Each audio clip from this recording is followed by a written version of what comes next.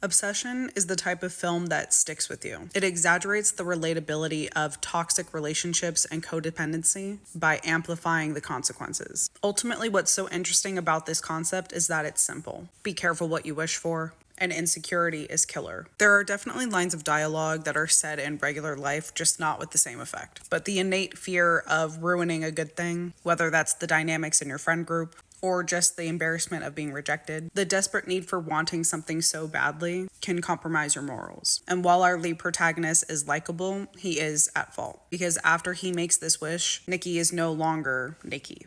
And one of the most eerie scenes happens when he is leaving the bedroom and Nikki, in a deep sleep, is begging for him to kill her. She says that she's never been there. And so Bear is aware of what he's doing. And that's why the ending is twisted justice. And it's a very good example of what happens when you don't speak your truth to your fellow friends, to a missed love connection. But what makes this film such a standout is these iconic performances. The leads are genuinely so interesting to watch. Bear reminds me of a Logan Lerman type, and the actress who plays Nikki is cementing herself in the horror genre. And it's so refreshing to see relatively unknown actors do what they do best, because this is a very performance-driven story. In fact, I love that this is really Curry Barker's signature. He wrote, directed, and was the editor, so this is very much a singular vision. And that is so refreshing and inspiring to see in the horror landscape. The One Wish Willow is so cool, a really great collectible piece that's kind of baked in, and really primes it to be a cult classic. The film also relies heavily on a sound design. I do think the moment with the flower went on a little too long, so it felt somewhat gimmicky, and this extremely shadowed look was overused in parts. The shadow work was most successful when she was watching him sleeping. It was very hard to see her in the corner, and that to me was terrifying.